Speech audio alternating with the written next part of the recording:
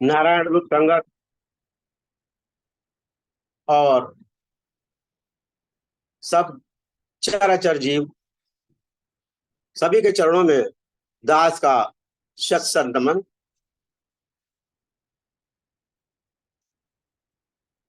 दास को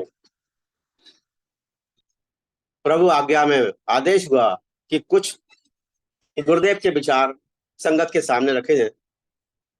दास की अपनी कोई सामर्थ्य नहीं है, लेकिन गुरु की दी हुई वाणी, बुद्धि, विवेक से जो कुछ भी मैं संगत के सामने दास प्रस्तुत कर रहा है उसका श्रवण करने की कृपा करें, और अगर त्रुटि हो जाए तो दास क्षमा प्रार्थी। बार बार करूं वंदना सतगुरु चरणी माई, मंगत सतगुरु भेंट से फिर गर्भ नहीं आई। महाराज जी का एक एक शब्द अंदर से कितना द्रवित करता है, ये प्रेमी समझ सकते होंगे।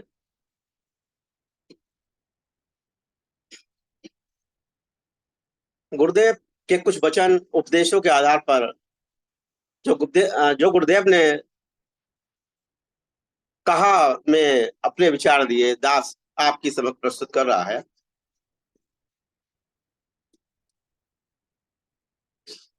जीव जागृत, स्वप्न तथा सुसुप्ति हालत में सृष्टि के कई रूप देखता है। जागृत में दुनिया देखता है, स्वप्न में भी देखता है, और सुसुप्ति में तो और भी कुछ देखता है। यानी कि जीव हर समय कुछ ना कुछ देखता रहता है। अनवरत प्रयास, अनवरत एक क्रिया है ये। हर वक्त वो रचना जीव रचता है। अभी बैठा बैठा कोई विचार आ जाए कि जंगल में शीश महल बनाएगा, एक तुरंत भावना पैदा हुई, संकल्प पैदा हुआ, और उसी के अनुसार एक काल्पनिक नक्शा तैयार हो गया और उसकी फिर दौड़ में लग गया। किसी घड़ी भी अपनी वो रचना से न्यारा नहीं है, कभी छुटकारा नहीं मिल पा रहा है। खुद जीव रचना रचकर खुद मोहित होता जाता है, और आप अपने आप ही उसे पकड़ने की कोशिश करता है। अगर नहीं मिलती तो रोता है, और मिल जाती है तो हंसता है, खुश होता है। जब जब सुनता है कभी कभी, ये कुछ प्रेमियों, ये साधारण सी बात है, कभी किसी नगर के बारे में, किसी पर्यटक स्थल के बारे में वो सुनता है, तभी से एकदम से जिज्ञासा पैदा हो जाती है, और एकदम से उसका नक्शा पैदा हो जाता है। विचार आ जाते हैं कि उस दृश्यमान चीज को देखा जाए। यानी कि सुन के मन में संकल्प आया, नक्शा तैयार हो गया, और मन उसको देखने की चाहत में पैदा हो गया, और हर समय वो यत्न प्रयत्न करता है किसी किसी तरह से उस स्थान को पहुंच देखकर खुश हो जाऊं, और इसी कामना को पूरी वो करता है। इसी को सृष्टि कहते हैं। जीव के अंदर हमेशा संकल्प, कामनाएं हमेशा एक फव्वारे की तरह निकल रही हैं, अनवरत निकल रही हैं, और जीव उसको पूरा करने में लगा रहता है। पूरा हो गया तो खुश हो गया, नहीं हो गया तो दुखी हो गया। यही सब सृष्टि की रचना है, और संसार में ऐसा ही देखा जाता है। कुछ रो रहे हैं, कुछ हंस रहे हैं, घूम रहे हैं। यह अद्भुत माया का चक्कर है। इससे अलग एक और विचार है। गति तो बहुत दूर है। अब गति, गति कोई न्यूटन का नियम तो नहीं है, कोई स्पीड तो नहीं है। लेकिन आध्यात्मिक गति अलग है। गति उस हालत को कहते हैं जब एक चीज दूसरी चीज में मिल जाती, यानी कि एक का दूसरे से मिलन होना। जैसे मिट्टी का मिट्टी से मिलन होना, गति। जैसे शरीर की गति आप देखिए पूज्य प्रेमियों, शरीर पंच तत्वों से बना है, मिट्टी का बना है, अंत में मिट्टी में मिल जाता है, ये उसकी शरीर की गति हो गई। अब नदियां हैं, दरिये हैं, बह रही हैं, अनबरत बह रही हैं, तेजी से बह रही हैं, नुकसान भी कर रही हैं, सब कुछ कर रही हैं, लेकिन चैन नहीं है उन्हें। उन्हें चैन तब है जब अपने स्वरूप में, यानी कि समुद्र में जाकर वो मिल जाती। अब यही स्थिति जीव की। जीव जब तक ईश्वर से ना मिले तब तक उसकी गति नहीं, क्योंकि उसका अंत जो है वो ईश्वर ही है, क्योंकि जहां से निकला है उसको वहीं पहुंचना है, आधार वही है। जो जीवन है, जीवन और मृत्यु के बीच में वही गति चल रही है, चलायमान हो रहा है, एंड नहीं मिल रहा। जीव को शांति तभी मिलेगी जब उसका अपना पक्का स्थान, यानी ईश्वर के चरणों में जहां से निकला है वहां से मिल जाए। और उसकी तलाश में वो हर समय जीव लगा रहता है। अगर बुद्धि परिपक्व है, ईश्वर विश्वासी है, तो वो रास्ता धीरे धीरे धीरे बनता चला जाता है। लेकिन ये रास्ता बहुत लंबा है, प्रयास करते चले जाइए। अगर सही रास्ता मिल गया तो अंतिम लक्ष्य पर जरूर जीव पहुंच के शांति को प्राप्त करेगा। अब परमेश्वर को प्राप्त तो करना है जीव को। अब परमेश्वर है कहाँ? लोग कहते हैं जर्रे जर्रे में है। कबीर दास जी कहते हैं, मुझको कहाँ ढूंढे तो बंदे, मैं तो तेरे पास रे, ना मैं मंदिर ना मैं मस्जिद, ना खावा कैलाश। गफलत कहाँ है प्रेमियों? गफलत कहाँ है? ये आंखें संसार को देख रही, बाहर की तरफ देख रही हैं। ये आंखें इस संसार को बाहर की तरफ देख देख के आश्चर्यचकित हो रही हैं, मोहित हो रही हैं, फंसी हुई हैं, और रंजो गम को लेते हुए, दुख को सहन करते हुए एक यात्रा चल रही है। जब जीव अंदरूनी आंखों से उस ईश्वर की तलाश करता है, अंदरूनी आंखें ऐसी आंखें नहीं है, वो ज्ञान चक्षु है। जब ईश्वर की कृपा होती है तो ज्ञान चक्षु खुल जाते हैं और अंदर की यात्रा शुरू हो जाती है। पूज्य प्रेमियों, एकांत में बैठ के अंदर की यात्रा देखें, बड़ा आनंद है। बड़े विचित्र विचित्र घटनाएं हो रही हैं उसके अंदर। ईश्वर को करोड़ों धन्यवाद देने पर भी वो धन्यवाद पूरा नहीं होता है, इतना बड़ा आयाम दिखाई देता है। लेकिन ये सृष्टि का, माया का एक ऐसा मोहजाल है कि ये आंखें कभी बाहर नहीं देख, अंदर नहीं देखना देती है।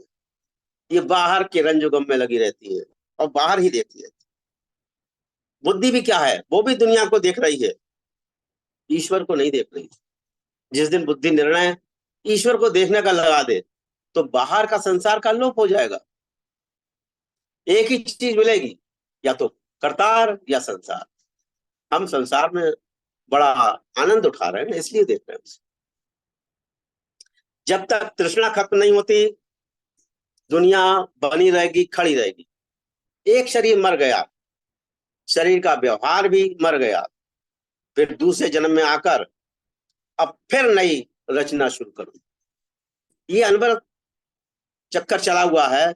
इसी तरह शरीर मरने पर जन्म लेता है, फिर काम छोड़कर फिर आगे का काम शुरू कर देता है।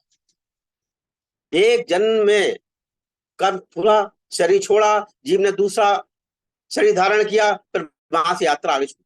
तो ये यात्रा लगातार चली चली जा रही है, शरीर छूट रहे हैं। जैसे सांप की केचुली है, वो अपने पूरे शरीर को छोड़ देती है, केचली, और सांप निकल जाता है। नहीं, सांप है बरकरार, केचली बदल रही, कितनी केचली मिल जाएगी। यही जीव की हालत। जीव का काम खत्म नहीं होगा जब तक संसार में है। जीव कर्म बंधन में लगा रहेगा, कभी खत्म नहीं होगा। इसीलिए इसका झगड़ा रगड़ा भी खत्म नहीं। जब तक जीव को ठौर नहीं है तब तक झगड़ा खत्म नहीं है। और रब की अदालत सब उसके लिए खुली हुई। कर्म चक्कर ही कुछ प्रेमियों रब की अदालत है। वहां से निर्णय एक सॉफ्टवेयर के थ्रू होता है, पक्का निर्णय है, वहां कहीं भी कोई भी गड़बड़ नहीं है।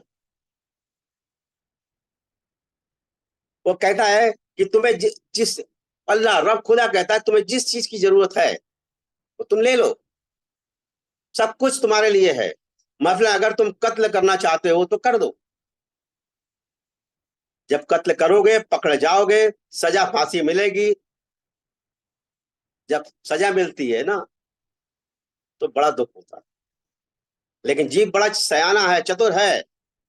जब फल मिलता है दुख का तो लाचार हो जाता है, और सुख का मिलता है तो बड़ा खुश होता है।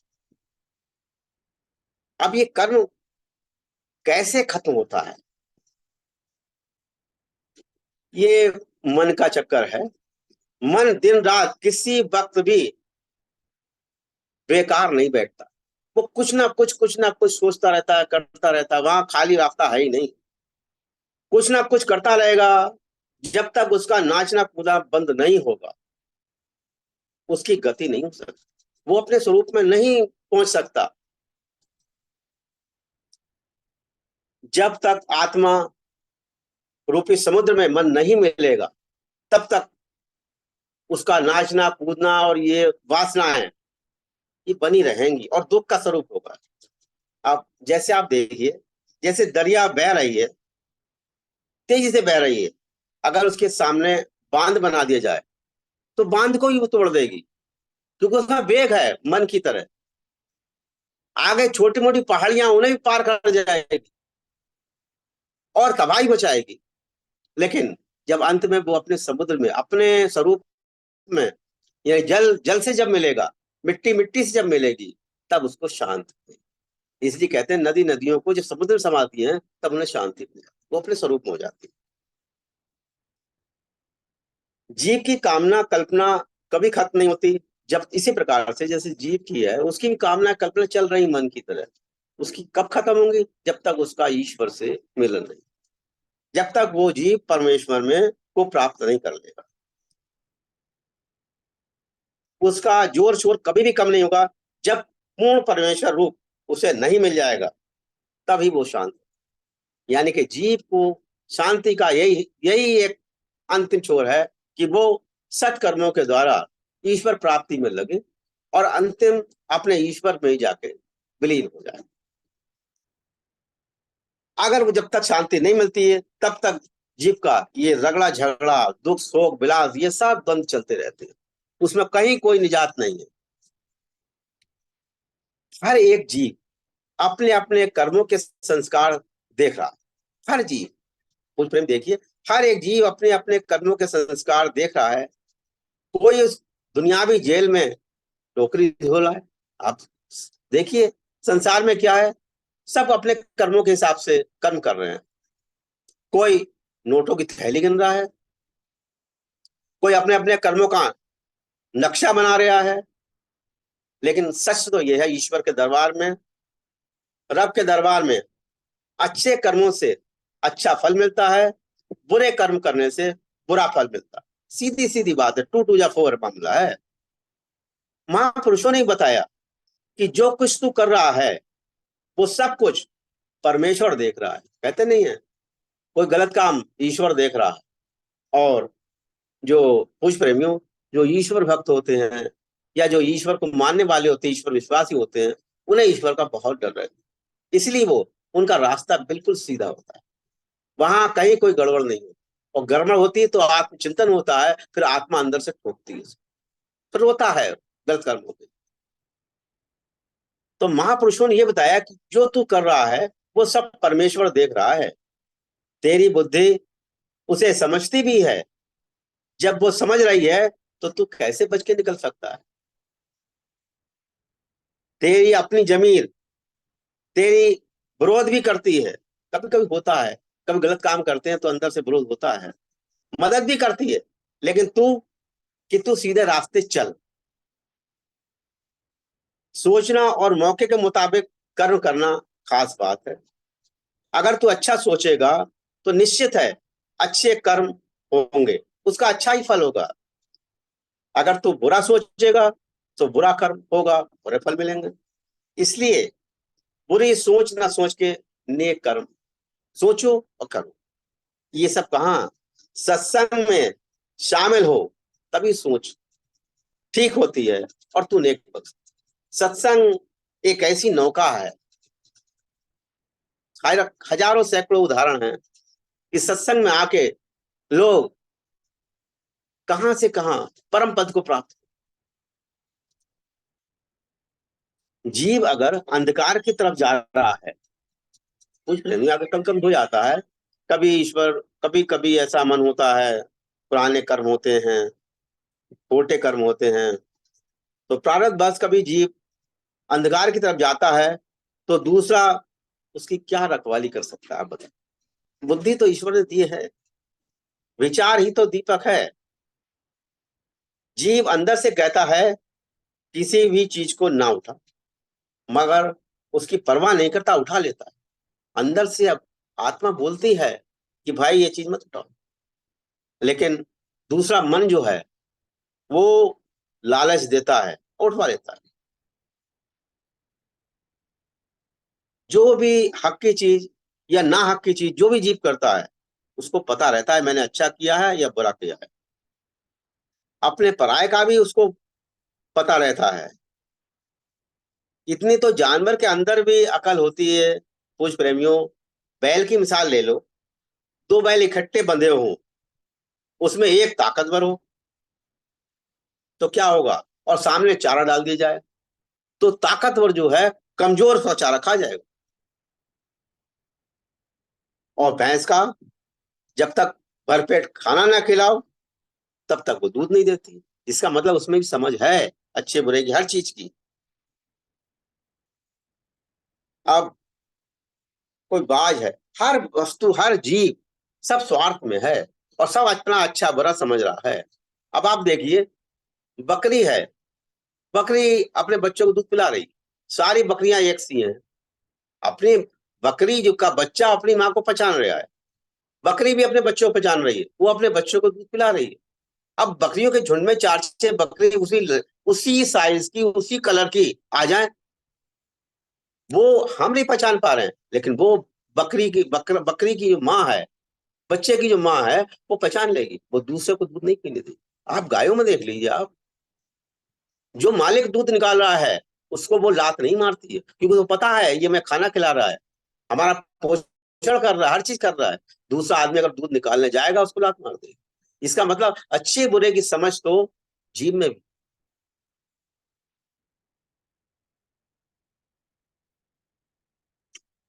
बस मनुष्य और पशु में थोड़ा सी विशेषता यही है कि उसको विचार शक्ति दी, वो अच्छे बुरे के बारे में सोच सकता है, समझ सकता है। इसीलिए कहते हैं मनुष्य जीवन श्रेष्ठ है, बड़े भाग मानुष तनु पावा। ये क्यों है? ये इसलिए है कि उसमें विचार शक्ति है, अच्छा बुरा करने की, सोचने की शक्ति है। ईश्वर को प्राप्त करने के लिए वो शक्ति है कि ईश्वर तक पहुंच सकता है, जन्म मरण के या मोक्ष का प्राप्त कर सकता है। गुणी पुरुषों ने तो ये हिदायत दी, पूज प्रेमियों, तू जैसा कर्म कर, ऐसा कर्म कर कि तेरी रूह खुश हो। महाराज जी ने भी कहा, सत्कर्म, सादगी, सत्य सेवा, सत्संग, सत्य सिमरण, ये क्या है? ये वो गुण हैं, ईश्वरीय गुण हैं। ये गुण जिस भी मनुष्य में आ जाएंगे वो ईश्वर ही रूप हो जाए। इसमें कितना चैन है, इसमें कितना प्रेम है, इसमें कितनी आजीजी है। कुछ प्रेमियों, एक भी एक भी महाराज जी ने तो पांच बताए, एक कोई धारण करें उसका आप स्वाद लें, आपके अंतर आत्मा में वो खुशी मिलेगी कि वो लफ्ज में बयान नहीं किया। हमेशा मौत को याद रख, किसी का बुरा ना सोचो, तब तुम्हारी रूह खुश होगी, अंदर से खुशी पैदा हो। खुशी का यही है कि अपना ना सोच के पर की सेवा, पर का किसी तरह से किसी का भला हो जाए, तन मन धन से आप कर दिए, निष्काम भाव से करके देखिए। महाराज जी का जीवन पूर्ण निष्काम था। कुछ प्रेमियों, आज महाराज जी कुछ घटना थी, कुछ बयान नहीं कर सकता। अब आप देखिए, अगर आपके दरवाजे पे कोई गरीब कोई भी आ जाए, तो हम ना समझी में कैसे भी, अब कितनी परेशानी से वो आया, क्या प्रॉब्लम है, अगर आता है और हम कहते हैं चल भैया आगे जा, उसके दिल को कितना कष्ट होता होगा। वो वो आपके दरबार पर पूज प्रेमी, वो आत्मा आत्म सत्ता है, ईश्वर का स्वरूप है, आपके दरवाजे पे आया, आप उसे क्षति समझ रहे हैं।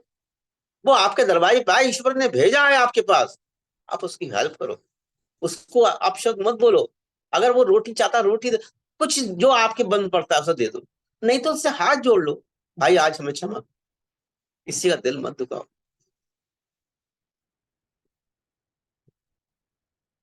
अगर तुम अगर वो आता है, आपने दो रोटी खिलाई, उसकी आत्मा, उसकी रूह तृप्त होगी, उस तृप्ति का क्या असर होगा, फिर भी वो अनुभव की बात। अगर एक रोटी भी दे दो, आधी रोटी भी दे दो, अगर आपको बैठो महाराज, बैठो महाराज अभी हम खाना बनाते, कितना उसके अंदर रोटी की ललक नहीं होगी, आपका प्यार दिखाई दे। जो इन खुशियों से जुड़े हुए हैं, जिन्होंने इन खुशियों को जिया है, पीर पैगंबर नबी अवतार गुरु जितने भी पैदा हुए ईश्वर भक्त, उन्होंने पूरे कुल कायनात की सेवा की, तन मन धन से, फक्कड़ थे वो लोग, उनके पास कुछ नहीं था। फकीरों का जो दिल है, वो खुश करने के लिए, दुखी करने के लिए नहीं है। आप ये देखिए, राजा महाराजे अकूत संपत्ति सबके पास है, सब अपने अपने इकट्ठा करे पड़े हैं, अगर दान की एक बात की जाए, किसी की सेवा की बात की जाए, तो कैसे हिचकिचाते हैं। और यही राजा जब किसी पैगंबर नबी अवतार या किसी भी गुरु भक्त के पास जाते हैं, किसी ईश्वर भक्त के पास जाते हैं, तो वो उनको ठंडा खी देते हैं, क्योंकि वो भी उनसे मांगने जा रहे हैं। गुणी पुरुष ने बताया, सब चीज को रब की समझ दो, लोगों में तकसीम कर दे, इसी में सुख है। लेकिन कुछ प्रेमियों, ये कहना और करना बहुत है, पहले उसके लिए मन को समझाना पड़ेगा कि यह माजरा क्या है दुनिया का। ईश्वर की दी हुई चीज अगर ईश्वर को दे दी जाए तो इसमें क्या बुराई है, लेकिन ईश्वर की चीज तो हमारे लिए है ना, दूसरे के लिए थोड़ी है। यही कष्ट का कारण। महाराज जी कहते हैं, एक मुट्ठी दे 100 मुट्ठी ले जा, 1 रुपया दे 100 ले जा। उनके पास कुछ नहीं था, धन धान से लोगों भर जाते थे। महाराज जी पूर्ण गुरु थे, हर समय ईश्वर कुमारी में रहते थे, जो भी जाता था शांति मिलती थी। इवन सत्संग होता था, महाराज जी कहते समय हो गया, अब प्रेमी अब जाइए, इतना आकर्षण था उनकी चीज।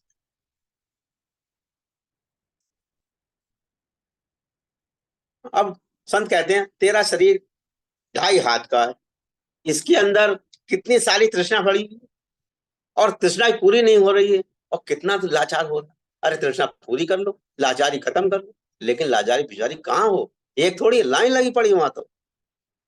इसलिए महापुरुष बताते हैं, गफलत में वक्त मत गवाओ, अच्छे कर्म करो, दुनिया को तोड़े तुम्हें आखिर छोड़ जाना है, वहां कोई असट नहीं आना है, यहाँ की चीज यही, वहां तो कुछ नहीं, बेशरीर आया बेशरीर जाना है। हर समय मौत की याद रखो कि एक दिन मौत आ रही है, उससे पहले जो भी कर्म है, सत्कर्म है, कर लो ईश्वर आज्ञा में।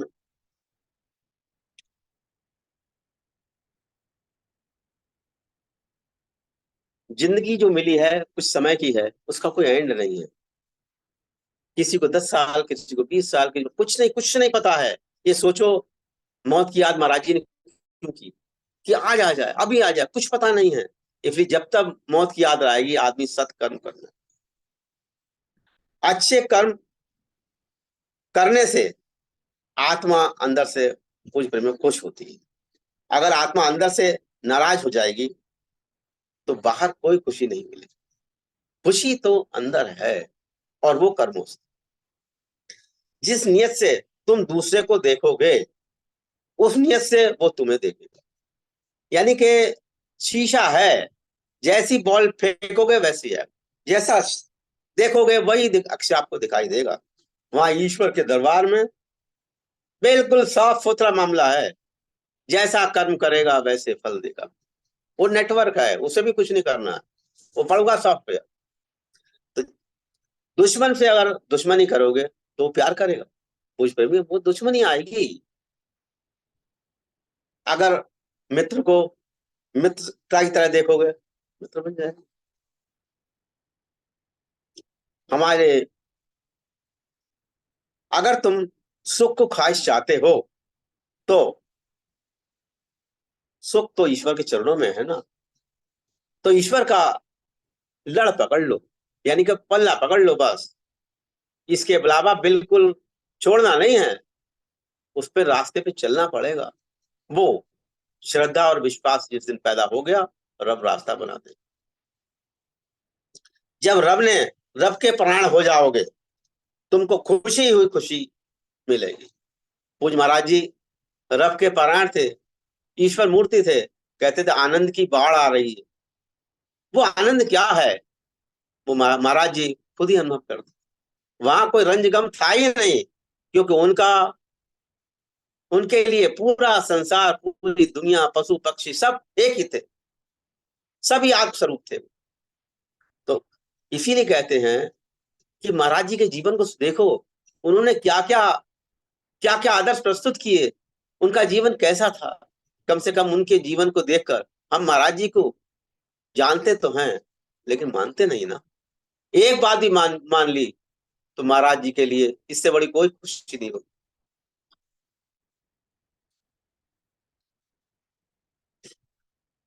जब रब के प्राण हो जाओगे तभी खुशी मिलेगी, इसके अलावा खुशी का कोई भी ठिकाना नहीं है। जैसे एक मकान से निकले दूसरे मकान में गए, ये 84 लाख योनियों का चक्कर ये चलता ही रहेगा। ये दुनिया कुछ प्रेमियों अनुभव है, कष्ट स्वरूप है। अब राजा दुखिया, राणा दुखिया, दुखिया। अरे कभी अस्पतालों में जाके देखो, कहीं और जगह जाके देखो आप, सब जगह हाहाकार मची, सारे दुखी हैं। चाहे पैसे वाला हो चाहे गरीब हो, सब दुखी हैं। और कहीं रास्ता नहीं, रास्ता नहीं दिखाई दे रहा। रास्ता पूज प्रेमियों सिर्फ सत्संग, सत्संग में विचार मिलते हैं, ईश्वर के बारे में जानकारी मिलती है, जन्म मरण के का चक्कर क्या है इसके बारे में खुलासी होती है। धीरे को धीरे धीरे धीरे शांति प्राप्त हो जाती है। और ये दुनिया, मैं अभी पूज प्रेमी को आता है, दुनिया कष्ट रूप है, इसमें तृष्णा जीव को लगी हुई। ईश्वर की कृपा हो, सच्चा रास्ता मिले, और वो सच्चा रास्ता दिल पे सवार हो जाए, पक्का निश्चय हो जाए, फिर तो छोड़ना ही नहीं है। जिस दिन उस रास्ते पे चल गए पूज प्रेमियों, तो ये दुनिया का लोप हो जाएगा। जो नकली दुनिया वर्चुअल चल रही ना, सब गायब हो जाएगी। और आप देखो सांप जब जलता रहता है ना, तो इसीलिए उसके अंदर जहर पैदा होता है, और काटता है तो जहर ही बोलता है। आप बुरे दुराचारी के पास देखो, तो उसके अंदर क्या होगा, दुराचार ही होगा। वो बदला लेने के लिए लोग मारने पीटने नुकसान करने के अंदर से क्रोध हो रहा, अंदर क्रोध पैदा कर रहा होगा, अपने को जला रहा होगा। और जब दुराचारी के पास मिलेंगे तो कोई ठंडक नहीं मिलेगी कुछ में। वो आचरण, वो बुरा, उसका जो जलन है, वो सामने वाले के सामने जरूर दिखाई, कि वो स्वभावगत है। इसलिए मनुष्य को, जीव को ये विचार करना चाहिए कि हमें जलाना नहीं है, किसी तरह से अंदर ठंडक हो जाए, हमारी ठंडक से दूसरों की ठंडक हो जाए। हमारे पास से क्या जा रहा है, इस इंस्ट्रूमेंट को ठीक करना है, इसमें जो गंदगी है उसको हटाना है। अगर इसको ठीक करना है तो गंदगी को हटाना पड़े, धीरे धीरे धीरे धीरे हटाएंगे, धीरे धीरे प्रभु के नाम में सिमरण होगा, ईश्वर पे सत्य विश्वास होगा, तो ईश्वर की कृपा होगी, जरूर होगी। और एक दिन ये जीव जो है अपने अंतिम स्थिति में, यानी कि ईश्वर के चरणों में समर्पित हो जाएगा, उस समय ये आवागमन का जो चक्कर है वो समाप्त हो जाएगा। तो इसलिए पूज प्रेमियों, गुरु कवि फकीरों ने फरमाया कि तू अपने आप अच्छा कर, दूसरे की फिक्र मत कर, वो बुरा कर रहा है, वो अच्छा कर रहा है, उसने नुकसान कर दिया। आजकल ये बहुत होता है, अगर मिलते हैं तो तीसरे आदमी के बारे में चर्चा ज्यादा होती है, वो भी निगेटिव होती है। तो मन के स्वभाव को धीरे धीरे बदले कि अपना, अपने से किसी का अच्छा हो जाए, मन अच्छा हो जाए, हमसे किसी का अच्छा हो जाए, हम दूसरे के बारे में ना सुने। महाराज जी, पूज महाराज जी, मंगल राम जी भी कहते थे, पूज प्रेमी, अपनी निवेड़, दुनिया में क्या हो रहा है उससे मतलब नहीं है, क्योंकि ये यात्रा स्वयं करनी है, उसी के अनुसार चलना है। इन्हीं शब्दों के साथ दास अपनी वाणी को विराम देता है। ओम ब्रह्म सत्यम सर्वदा।